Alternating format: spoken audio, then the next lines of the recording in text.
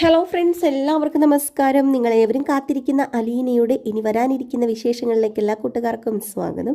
എല്ലാവർക്കും നല്ലൊരു ദിവസം ആശംസിച്ചുകൊണ്ട് തന്നെ വിശേഷത്തിലേക്ക് കടക്കാമേ. അപ്പോൾ ലൈക്ക് ചെയ്യാനും ഹൈപ്പ് ചെയ്യാനൊന്നും മറക്കരുത് കേട്ടോ. അപ്പോൾ ഞാൻ നേരെ വിശേഷത്തിലേക്ക് തന്നെ പോവുകയാണ്. അങ്ങനെ നമ്മുടെ കൊട്ടാരമറ്റത്തിൽ വീട്ടിലെ എല്ലാവരുടെയും മനസ്സ് കീഴടക്കിയിരിക്കുകയാണ് അലീന. അപ്പോൾ സ്റ്റാൻലി തിരിച്ചെത്തി. സ്റ്റാൻലി അലീനയും അതുപോലെ തന്നെ നമ്മുടെ ഔദക്കുട്ടീനെയും കൊട്ടാരമറ്റത്തിലാക്കിയിട്ട് ട്രിവാൻഡ്രത്തിന് പോയേക്കുമായിരുന്നു. തിരിച്ചു വന്നു കഴിഞ്ഞപ്പോഴത്തേക്കും നമ്മുടെ കൊട്ടാരമറ്റത്തെ വീടിനാകും മൊത്തം ഒരു മാറ്റം കേട്ടോ. തൻ്റെ മകളെ എല്ലാവരും സ്നേഹിച്ചങ്ങോട്ട് കൊല്ലുകയാണ്. ആദ്യം നമ്മുടെ സ്റ്റാൻലി വന്നു കഴിഞ്ഞപ്പോഴത്തേക്കും ഉണ്ടായ ആ ഒരു അവസ്ഥയല്ല അവിടെ, അല്ലെങ്കിൽ ആ ഒരു സാഹചര്യം അല്ല അവിടെ അലീന എല്ലാവരും എടുത്ത് തലയിൽ കയറ്റി വെച്ചേക്കാണ് കേട്ടോ. അപ്പം തന്നെ നമ്മുടെ സ്റ്റാൻലിക്ക് മനസ്സിലായി, സ്റ്റാൻലിക്ക് അറിയാം അലീനെ കൊണ്ട് എല്ലാവരെയും മാറ്റാനായിട്ട് കഴിയുള്ളത്. അങ്ങനെ അവിടെയുള്ള കുഞ്ഞുങ്ങൾക്ക് സ്കൂളിൽ പോകാൻ ഒരു ദിവസം കൂടെ ലീവൊക്കെ ചോദിച്ചു മേടിച്ചു. രക്ഷകർത്താക്കൾ എല്ലാവരും കൂടെ ചേർന്ന്, അതായത് നമ്മുടെ സ്റ്റാൻലിയുടെ അനിയന്മാരെല്ലാവരും കൂടെ ചേർന്നിട്ട് അലീനയുടെ കൂടെ ഒരു ദിവസം നിൽക്കാനായിട്ട്. പക്ഷേ സ്റ്റാൻലി അങ്ങോട്ട് സമ്മതിക്കുന്നുമില്ല. ലാസ്റ്റ് നമ്മുടെ സ്റ്റാൻലിയുടെ കാല് പിടിക്കാണ് കേട്ടോ. അപ്പോൾ സ്റ്റാൻലി ലാസ്റ്റ് അലീന പറഞ്ഞു, ഒരു കാര്യം ചെയ്യും പപ്പ, ഇന്നും കൂടെ ഞാനിവിടെ നിൽക്കാം. പിള്ളേരെല്ലാവരും കൂടെ ലീവൊക്കെ എടുത്ത് നിൽക്കുന്നതല്ലേ. അതുമാത്രമല്ല, ഇത് എന്തൊരു മോരടൻ പപ്പയാണ് ഇത്. ബാക്കി എല്ലാ പപ്പമാരെയും മക്കൾ സ്നേഹിക്കുകയും അവർ തമാശ പറയുകയും ഒക്കെ അങ്ങോട്ടും ഇങ്ങോട്ടും ചിരിക്കുകയും കളിക്കുകയും ഒക്കെ ചെയ്യുന്ന ഞാൻ കാണുന്ന. മാത്രമല്ല ഔസേപ്പച്ചനച്ചായനെയും അങ്കിളിനെയും അതുപോലെ തന്നെ റോബർട്ട് അങ്കിളിനെയൊക്കെ അവരുടെ മക്കൾക്ക് അങ്ങോട്ടും ഇങ്ങോട്ടും സ്വാതന്ത്ര്യത്തോടു കൂടി സംസാരിക്കുവാനുള്ള സ്പേസ് വരെ ഒരുക്കി കൊടുക്കുന്നുണ്ട്. പക്ഷേ ഈ നിൽക്കുന്ന എൻ്റെ പപ്പനെ മാത്രം എന്തിനാ എല്ലാവരും ഇങ്ങനെ പേടിക്കുന്നതെന്ന് എനിക്ക് മനസ്സിലാവണില്ലല്ലോ. എന്താ പപ്പ അത്രയ്ക്ക് വലിയ ക്രൂരനാണോ, അല്ലെങ്കിൽ പപ്പ അത്രയ്ക്ക് വലിയൊരു ആളാണോ, ദാതയാണോ പപ്പനെ എല്ലാവരും പേടിക്കാനായിട്ട്? ഇങ്ങനെ മസിലൊന്നും പിടിച്ച് നിൽക്കല്ലോ കേട്ടോ. എന്തിനാ വെറുതെ ഇത്രയും മസിലൊക്കെ പിടിച്ചിട്ട് നിൽക്കുന്നത്? ദേ എൻ്റെ പപ്പ എല്ലാവരോടും കൂട്ടൊക്കെ ആയിട്ട് സന്തോഷത്തോടു കൂടി, ഇതൊരു ഫാമിലി അല്ലേ, ഇവിടെ സന്തോഷം വേണമെങ്കിലേ നമ്മൾ മസിൽ പിടിച്ച് നടന്നാൽ പറ്റുമെന്ന് പറഞ്ഞപ്പോഴത്തേക്കും നമ്മുടെ സ്റ്റാൻലി പറഞ്ഞു, ദേ അലീനെ, നീ നിൻ്റെ കാര്യം നോക്കിപ്പോക്കോ, ഞാൻ ഇങ്ങനെയാണ്, ഞാൻ ഇങ്ങനെ തന്നെ ആയിരിക്കും. നിനക്ക് വേണേൽ അവരോട് കൂട്ടുകൂടാം, വർത്താനം പറയാം, നീ എന്ത് വേണേലും ചെയ്യ്. അതിനിപ്പം എന്നെ എന്തിനാണ് നിർബന്ധിക്കുന്നത്? ഞാൻ ഈ വക പരിപാടിക്കില്ല, നിർത്തിക്കോ. ഞാൻ സ്റ്റാൻലി തന്നെയാണ്. എനിക്കൊരു ക്യാരക്ടറുണ്ട്, ആ ക്യാരക്ടർ ഞാൻ ആർക്കും പണയം വയ്ക്കാൻ കൊടുത്തിട്ടില്ലെന്ന് പറഞ്ഞപ്പോൾ എൻ്റെ പൊന്നോ, ഞാനൊന്നും പറഞ്ഞില്ലേ. പപ്പയുടെ ഇഷ്ടം പോലെ ചെയ്യേ. ഏതായാലും ഇന്ന് ഒരു ദിവസം ഞാനിവിടെ നിന്നിട്ടേ വരുന്നുള്ളൂ. പപ്പ പോവുകയാണെങ്കിൽ പൊക്കോ, ഞാനും അതുപോലെ എൻ്റെ വല്യപ്പച്ചനും കൂടി അങ്ങോട്ട് വന്നേക്കാം. പപ്പ പൊക്കോ എന്ന് പറഞ്ഞു.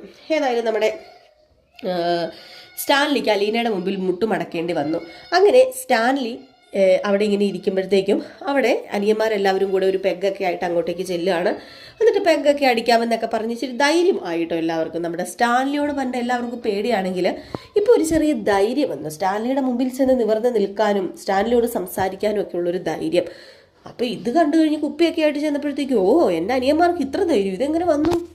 ഇവന്മാർ കഴിഞ്ഞ ദിവസം വരെ എന്നെ കാണുമ്പോഴത്തേക്കും മുട്ടുകൂട്ടി ഇടിച്ച് നിൽക്കുന്ന ഇവന്മാർക്ക് എന്നെ കാണുമ്പോൾ ധൈര്യമോ?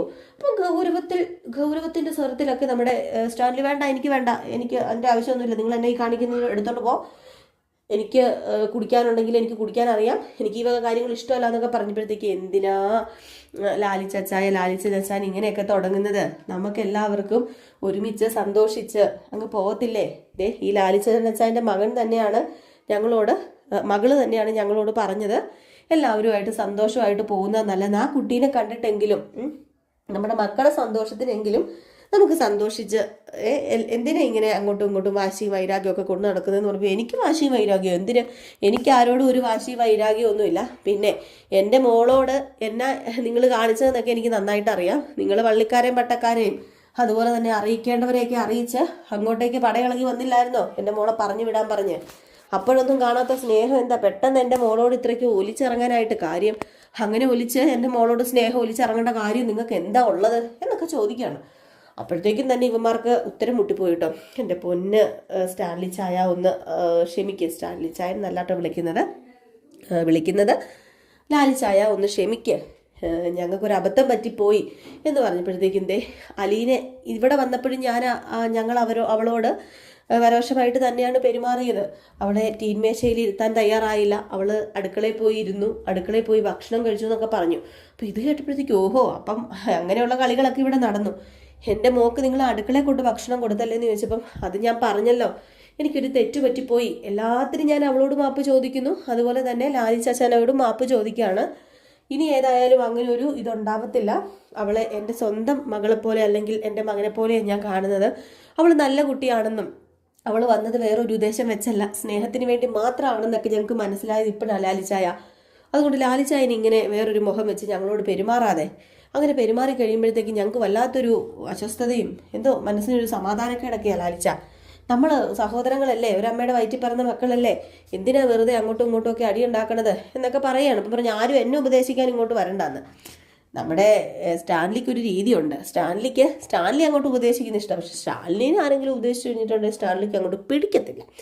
അപ്പം അങ്ങനെയൊക്കെ ഏതായാലും ഒടുക്കം നമ്മുടെ സ്റ്റാൻലി ഇന്നും കൂടെ ഞാനിവിടെ നിൽക്കാം, അല്ലാതെ ഞാനിവിടെ നിന്ന് ഒറ്റയ്ക്ക് പോകുന്നില്ല, അലീനയും കൊണ്ട് ഞാനിവിടെ നിന്ന് പോകുന്നുള്ളൂ, ഇന്നും കൂടെ ഞാനിവിടെ നിൽക്കാം എന്ന് സമ്മതിക്കുകയാണ്. ഉടനെ നമ്മുടെ അലീന ലാലിച്ചനെ ചെന്ന് കെട്ടിപ്പിടിച്ച് എൻ്റെ പപ്പ അല്ലെങ്കിലും എന്നോട് സ്നേഹമുള്ള പപ്പയാന്ന് എനിക്കറിയാമെന്നൊക്കെ പറഞ്ഞ് ഒരു ഉമ്മയൊക്കെ കൊടുത്തു. അപ്പോൾ ഇനിയിപ്പോൾ ഒരു ദിവസം കൂടെയല്ലേ ഉള്ളൂ ബാക്കി നമ്മുടെ അലീനയ്ക്ക് കൊട്ടാരം പറ്റത്തേത് പോകാനായിട്ട്. അപ്പോൾ അലീന എന്ത് ചെയ്യുന്നു, ഇനിയിപ്പോൾ ഷെറിനെ കാണണം, ഷെറിനോട് കാര്യങ്ങളൊക്കെ ചോദിക്കണം, കാര്യങ്ങളൊക്കെ ഒന്ന് അറിയണം ഷെറിൻ്റെ. രേവതിക്കുട്ടി ഇതിൻ്റെ ഇടയ്ക്ക് വിളിക്കുന്നുണ്ടേ. അപ്പോൾ രേവതിക്കുട്ടി ഇടയ്ക്ക് വിളിച്ചിട്ട് ചോദിക്കുന്നുണ്ട്, അത് പിന്നെ അലീന ചേച്ചി ഇപ്പോൾ എവിടെയാണ് ഉള്ളത്, ഞാൻ പറഞ്ഞ കാര്യങ്ങളൊക്കെ സെറ്റാക്കിയോ എന്ന് ചോദിച്ചപ്പോഴത്തേക്കും നീ പേടിക്കേണ്ട മോളെ, ഞാനിപ്പോൾ ഉള്ളത് കൊട്ടാരം മറ്റത്തിൽ നിൻ്റെ ഷെറിൻ ചേച്ചിയുടെ അടുത്ത് തന്നെയാണെന്ന് പറഞ്ഞപ്പോഴത്തേക്കും ആണോ, അപ്പോൾ അവിടെ ചെന്നോ ചേച്ചി? അതൊക്കെ ഞാൻ ഇങ്ങോട്ടേക്ക് വന്നേ. എന്നിട്ട് പറ കാര്യങ്ങളൊക്കെ പറ. ആ ചേച്ചിനെ കണ്ടോ? കണ്ടു. വല്ലാത്തൊരവസ്ഥയാണ് മോളെ, പറയാൻ എനിക്ക് എന്ത് പറയണമെന്ന് എനിക്ക് അറിയില്ല. ആ ഒരു അവസ്ഥയാണ് മോളെ ചേച്ചിക്ക്. ഏതായാലും ഞാൻ ചേച്ചിയോടൊന്ന് സംസാരിക്കാൻ പോയി, ഇന്നും കൂടെ എനിക്കിവിടെ ഉള്ളൂ, നാളെ ഞാനങ്ങ് പോകും, കൊളുത്തുപുഴയ്ക്ക് പോകും, അപ്പോൾ ഇന്നും കൂടെ അല്ലേ ഉള്ളൂ, അപ്പോൾ ഞാനൊന്ന് സംസാരിക്കാം. ഏതായാലും മോള് ഫോൺ കട്ട് ചെയ്യേ, ഞാൻ സംസാരിച്ചിട്ടൊക്കെ കഴിഞ്ഞിട്ട് വിളിക്കാമെന്ന് പറഞ്ഞു. അപ്പോൾ അലീന ചേച്ചി പെട്ടെന്ന് അഴിക്കണം കേട്ടോ, അലീന ചേച്ചി എന്നൊക്കെ പറഞ്ഞു. ഓക്കെ ഞാൻ സംസാരിക്കാം, നീ വെക്കെന്ന് പറഞ്ഞ് വെപ്പിച്ചു. എന്നിട്ട് നേരെ നമ്മുടെ ഷെറിൻ്റെ റൂമിലേക്ക് ഗുളികയൊക്കെ ആയിട്ട് ചെന്നു. അപ്പോൾ അലീനോടൊരു ചെറിയ സ്നേഹമുണ്ട് കേട്ടോ നമ്മുടെ ഷെറിനെ. അലീന പറയുന്നതൊക്കെ കേൾക്കും, അനുസരിക്കും. അലീനയോട് നല്ല വല്ലാത്തൊരു ഇഷ്ടമുണ്ട്. അപ്പോൾ അലീന കയറി ചെന്നു റൂമിലേക്ക്. അപ്പോൾ അലീനയെ കണ്ടതും അലീനയെ കയറി വാ എന്ന് പറഞ്ഞു. അപ്പോഴത്തേക്കും അതെ നമുക്ക് മരുന്ന് കഴിക്കണ്ടേ ചേച്ചി എന്ന് ചോദിച്ചപ്പോഴത്തേക്കും മരുന്നോ, എനിക്ക് ഈ മരുന്ന് ഒട്ടും ഇഷ്ടമല്ലെന്നേ. ഈ മരുന്ന് കഴിക്കുമ്പോഴത്തേക്കും എനിക്ക് പെട്ടെന്ന് ഉറക്കം വരും, എനിക്ക് ഉറങ്ങാൻ തോന്നും, അതുകൊണ്ട് എനിക്ക് ഇഷ്ടമല്ലെന്ന് പറഞ്ഞപ്പോൾ മരുന്ന് കഴിക്കാതിരുന്ന് കഴിഞ്ഞിട്ടുണ്ടെങ്കിൽ അസുഖം മാറുമോ? അതിനെനിക്ക് എന്താ അസുഖം? എനിക്കൊരു അസുഖവും ഇല്ലല്ലോ. ഒരസുഖവും ഇപ്പം ഇല്ല, എന്നാലും ചെറിയൊരു അസുഖം ആൻറ്റീനെ ബാധിച്ചിട്ടുണ്ട്. പിന്നെ അവിടെ ഇരിക്കുക, മരുന്നൊക്കെ കഴിക്കാന്ന് പറഞ്ഞ് മരുന്നൊക്കെ വായിലൊക്കെ വെച്ച് കൊടുത്ത് വെള്ളമൊക്കെ കുടിപ്പിച്ച് മരുന്നൊക്കെ കഴിച്ചു കഴിഞ്ഞപ്പോഴത്തേക്കും നമ്മുടെ അലീന പതിയെ അതെ ഞാൻ ഒരു കഥ പറഞ്ഞു തരട്ടെ എന്ന് ചോദിച്ചപ്പോഴത്തേക്കും കഥയോ? എനിക്ക് കഥ ഇഷ്ടമാണ് കേട്ടോ, എൻ്റെ മോക്കെ ഞാൻ എന്നും കഥ പറഞ്ഞു കൊടുക്കാറുണ്ട്. എന്നാൽ പിന്നെ ഞാനൊരു കഥ പറഞ്ഞു തരാമേ. വേറൊരു കഥയുമല്ല, ഒരു ചേച്ചീനെ കുറിച്ചാണ് പറയാൻ പോകുന്നത്. ആ ചേച്ചിക്ക് അതിനു മുമ്പ് ഞാനൊരു കാര്യം ചോദിച്ചിട്ട് ഷെറിൻ ചേച്ചിക്ക് പാലാരിവട്ടത്തെ മാമച്ചൻ അങ്കിളിനെയും ഗ്രേസി ആൻറ്റിനെ അറിയുമെന്ന് ചോദിച്ചപ്പോഴത്തേക്കും പെട്ടെന്നൊന്ന് ഞെട്ടി ഷെറിൻ. എന്നിട്ട് ഷെറിൻ തല കുനിച്ച് വെച്ചിരിക്കുകയാണ്. അപ്പോഴത്തേക്കും ഞാൻ അവരുടെ കഥയാണ് പറയാൻ പോകുന്നത്. അവർക്ക് ഒരു മകനുണ്ടായിരുന്നേ. ആ മകന് ഒരു മാലാഹക്കുട്ടി പോലെ ഒരു സുന്ദരി പെണ്ണിനെ സ്നേഹിച്ചൊരു സമയമുണ്ടായിരുന്നേ. അങ്ങനെ അവരുടെ വിവാഹമൊക്കെ തീരുമാനിച്ചു കഴിഞ്ഞു. അങ്ങനെ അവർക്കൊരു കുഞ്ഞൊക്കെ ഇതിനിടയിൽ ഉണ്ടായില്ല, കുഞ്ഞ് വയറ്റിൽ ജനിച്ചു. അവരുടെ വിവാഹത്തിന് മുമ്പ് തന്നെ കുഞ്ഞ് വയറ്റിൽ ജനിച്ചതുകൊണ്ട് ഇവരാരെയും അറിയിച്ചില്ല. പക്ഷേ അതിനിടയിൽ അവിടുത്തെ ആ മാമച്ചൻ അങ്കിളിൻ്റെയും ഗ്രേസി ആൻറ്റിയുടെയും മകൻ മരിച്ചുപോയേ. പിന്നെ ആ കാമുകിയില്ലേ, അവളൊറ്റയ്ക്കായി. ലാസ്റ്റ് വീട്ടുകാരൊക്കെ ചേർന്ന് അവളെ കൊണ്ടൊരു വിവാഹം കഴിപ്പിച്ചേ. അവളെ അങ്ങ് ഗൾഫിലേക്ക് പറന്നു. അവിടെ കൊണ്ടുപോയി കഴിഞ്ഞപ്പോഴത്തേക്കും അതിനിടയിൽ ഒരു കുഞ്ഞ് പറഞ്ഞു കേട്ടോ. അവർക്ക് രണ്ടുപേർക്കും മാത്രം അറിയാവുന്നൊരു കുഞ്ഞ്. എന്നിട്ട് ഈ പറയുന്ന ചേച്ചിയുടെ, അതായത് ഗ്രേസി ആൻറ്റിയുടെയും മാമച്ചനങ്കിളുടെയും മകൻ്റെ കാമുകിയുടെ വീട്ടുകാർ ആ കുഞ്ഞിനെ മാറ്റി വെച്ചിട്ട് ആണ് ആ ചേച്ചീനെ കൊണ്ട് വിവാഹം കഴിപ്പിച്ച് ആ ചേച്ചി ഗൾഫിലേക്ക് ഭർത്താവുമായി പോയത്. അവിടെ ചെന്ന് കഴിഞ്ഞപ്പോഴത്തേക്കും ചേച്ചിക്ക് കുഞ്ഞിനെ കാണാതിരിക്കാൻ പറ്റില്ല. ചേച്ചി എന്ത് ചെയ്തു? ആ ഭർത്താവിനോട് സത്യങ്ങളൊക്കെ തുറന്നു പറയുകയും ലാസ്റ്റ് ആ ഭർത്താവ് ചേച്ചിനെ വീട്ടിൽ കൊണ്ടാക്കുകയും ചെയ്തു. എന്ന് പറഞ്ഞപ്പോഴത്തേക്കും നിന്നോടാരാ ഈ കഥ പറഞ്ഞു തന്നത്? ഈ കഥ നിന്നോട് ആരാ പറഞ്ഞു തന്നതെന്ന് ചോദിച്ചത് എന്ന് ചോദിച്ച് നമ്മുടെ ഷെറിൻ അങ്ങ് വയലിൻ്റെ ആകാൻ തുടങ്ങിയപ്പോഴത്തേക്കും അത് അത് അതൊക്കെ ഞാൻ അറിഞ്ഞു. ദേ ഞാനൊരു കാര്യം പറഞ്ഞേക്കാം. അപ്പം നീയും കൂടി ചേർന്നാലേ എൻ്റെ കുഞ്ഞിനെ കൊണ്ടുപോയത് എൻ്റെ കയ്യിൽ നിന്ന് എനിക്കറിയാം. എൻ്റെ കുഞ്ഞിനെ മര്യാദയ്ക്ക് തന്നോ. എൻ്റെ കുഞ്ഞിനെ തന്നില്ലെങ്കിലുണ്ടല്ലോ എൻ്റെ കുഞ്ഞിനെ എനിക്ക് വേണം. നീ എല്ലാത്തിനും കാരണക്കാരി എന്നും പറഞ്ഞുകൊണ്ട് നമ്മുടെ അലീനയെ പിടിച്ചങ്ങോട്ട് വലിക്കാനും തലമുടി കുത്തിനെ പിടിച്ചിങ്ങനെ തള്ളിവിടാനൊക്കെ തുടങ്ങിയപ്പോഴത്തേക്കും ഷെറിൻ ചേച്ചി അടങ്ങ്. ആ കുഞ്ഞ് എവിടെയാണെന്ന് ഷെറിൻ ചേച്ചിക്ക് അറിയാമോ? ഇല്ല, എനിക്ക് എൻ്റെ കുഞ്ഞ് എവിടെയാണെന്ന് അറിയില്ല.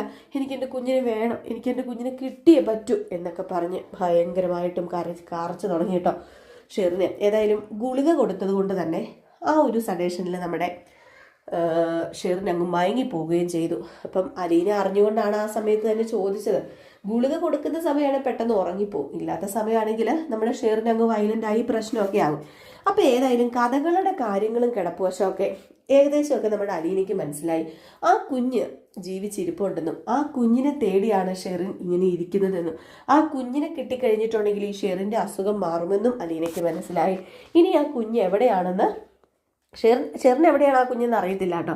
പക്ഷേ ഷെറിനെ കൊണ്ട് തന്നെ ആ കുഞ്ഞിനെ ഒന്ന് അന്വേഷിപ്പിക്കാനും ഷെറിനെ കൊണ്ട് തന്നെ പ്രശ്നം ഉണ്ടാക്കിപ്പിച്ച് ആ കുഞ്ഞ് എവിടെയാണെന്നൊക്കെ അറിയാൻ വേണ്ടിയുള്ള ഒരു ചെറിയ അന്വേഷണമൊക്കെയാണ് ഇനി നമ്മുടെ അലീന നടത്താൻ പോകുന്നത്. ഏതായാലും അലീന റൂമിന് വെളിയിൽ ഇറങ്ങി വന്ന് രേവതിക്കുട്ടീനെ വിളിച്ചിട്ട് അതേ രേവതി, ഞാൻ ഷെറിൻ ചേച്ചിയോട് കാര്യങ്ങളൊക്കെ ചോദിച്ചു കേട്ടോ. എന്നിട്ട് എന്ത് പറഞ്ഞു? എന്ത് പറയാനാ, ഷെറിൻ ചേച്ചി ആകെപ്പാടെ വല്ലാത്തൊരു സിറ്റുവേഷനിലാണ്. ആ കുഞ്ഞേതായാലും ജീവിച്ചിരിപ്പുണ്ടെന്നുള്ള കാര്യം 100% ഉറപ്പ് തന്നെയാണ്. ഏതോ അനാഥാലയത്തിലേക്ക് തന്നെയാണ് ആ കുഞ്ഞിനെ മാറ്റിയിരിക്കുന്നത്. അല്ല, ആ കുഞ്ഞ് ജനിച്ച സമയം, ആ കുഞ്ഞ് ജനിച്ചത് എപ്പോഴാണ് എന്നൊക്കെ ഒന്ന് ചോദിക്കത്തില്ലായിരുന്നോ? അങ്ങനെയൊന്നും ചോദിച്ചാൽ പറയാൻ പറ്റുന്ന സാഹചര്യമല്ലല്ലോ ഷെറിൻ ചേച്ചിയുടേത്. ഷെറിൻ ചേച്ചിക്ക് അങ്ങനെയൊന്നും ഓർമ്മയില്ല. ആ കുഞ്ഞിനെ വേണം എന്നും മാത്രമാണ് പറയുന്നത്.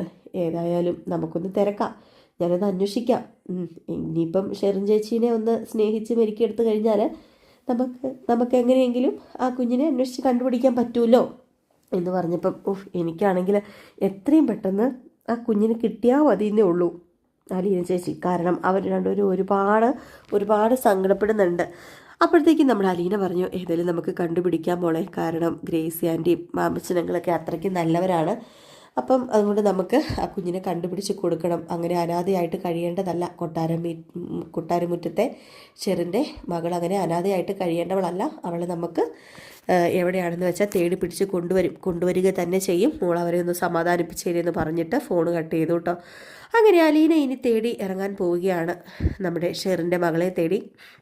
എവിടെയാണ് എന്നൊക്കെ അറിയാൻ അതിന് ഒരേ ഒരു വഴി മാത്രമേ ഉള്ളൂ. നമ്മുടെ ഔതച്ചായനെ കുറച്ചും കൂടെ സോപ്പിട്ട് വശത്താക്കിയെടുക്കുക. അലീനയിലൊരു വിശ്വാസം കണ്ടു കഴിഞ്ഞിട്ടുണ്ടെങ്കിൽ ചിലപ്പോൾ ഔതച്ചായൻ എല്ലാ കാര്യങ്ങളും നമ്മുടെ അലീനയോട് പറയുമായിരിക്കും അല്ലേ. ഏതായാലും നമുക്ക് കാത്തിരുന്ന് തന്നെ കാണാം എന്തൊക്കെയാണ് സംഭവിക്കാൻ പോകുന്നതെന്ന് കേട്ടോ. അടിപൊളി വിശേഷങ്ങളാണ് കേട്ടോ. ഞാൻ ഇപ്പം പറഞ്ഞിരിക്കുന്നത് വരാനിരിക്കുന്ന കഥയാണ്, അതായത് അപ്കമിങ് വിശേഷമാണ് കേട്ടോ. അത് നമ്മൾ ഒന്നിടവിട്ടാണ് നമ്മുടെ ചാനലിൽ ഇടുന്നത്. എല്ലാ ദിവസത്തെയും വിശേഷം റിയൽ സ്റ്റോറിക്കകത്താണ് നമ്മൾ ഇടുന്നത്. റിയൽ സ്റ്റോറിക്കകത്ത് നിന്ന് രാവിലെ ഒരു 8 മണി 7 മണിയോടൊക്കെ കൂടി നമ്മൾ എല്ലാ ദിവസത്തെയും ഫുൾ വിശേഷവും വൈകിട്ട് നമ്മൾ പ്രേമവിശേഷവും റിയൽ സ്റ്റോറിക്കകത്താണ് ചെയ്യുന്നത്. ഇതിനകത്ത് നമ്മൾ അപ്കമിങ് വിശേഷങ്ങളും മാത്രമാട്ടോ ചെയ്യുന്നത്. അപ്പോൾ ആരെങ്കിലും ആദ്യമായിട്ട് കാണുന്നുണ്ടെങ്കിൽ നമ്മുടെ വീഡിയോ ഇഷ്ടപ്പെടുകയാണെങ്കിൽ ഒന്ന് സബ്സ്ക്രൈബ് ചെയ്ത് വെച്ചിട്ട് ഒരു ലൈക്കും അതുപോലെ തന്നെ ഒരു ഹൈപ്പൊക്കെ ചെയ്യണേ. അതുപോലെ തന്നെ നമ്മുടെ ഫേസ്ബുക്ക് പേജിലാണ് നിങ്ങൾ ഈ വീഡിയോ കാണുന്നതെങ്കിൽ തീർച്ചയായിട്ടും ഒന്ന് ഫോളോ ചെയ്യണം. അതുപോലെ തന്നെ ഒന്ന് ഷെയർ ചെയ്യണം. ഇതുപോലെ വീഡിയോ കാണുന്നവരൊക്കെ ഉണ്ടെങ്കിൽ അവർക്കും കൂടി ഒന്ന് ഷെയറൊക്കെ ചെയ്ത് കൊടുക്കണം കേട്ടോ നിങ്ങളുടെ കൂട്ടുകാർക്ക്. പിന്നെ നിങ്ങളുടെ സജഷൻസൊക്കെ ഒന്ന് കമൻറ്റിലൂടെ അറിയിക്കുക. പോസിറ്റീവ് ആണെങ്കിലും നെഗറ്റീവ് ആണെങ്കിലും നമ്മൾ അതിൻ്റേതായ രീതിയിൽ മാത്രമേ എടുക്കത്തുള്ളൂ. അതുകൊണ്ട് കമൻറ്റ്സ് ഇടാനും ആരും മറക്കരുത്. എല്ലാവരും ഓരോ കമൻറ്റ്സൊക്കെ ഇടണം കേട്ടോ, നിങ്ങളുടെ അഭിപ്രായങ്ങൾ എന്താണെന്നൊക്കെ. അപ്പം നെക്സ്റ്റ് വീഡിയോ ആയിട്ട് വരാം. അതുവരെ എല്ലാവർക്കും ടാറ്റാ, ബൈ ബൈ.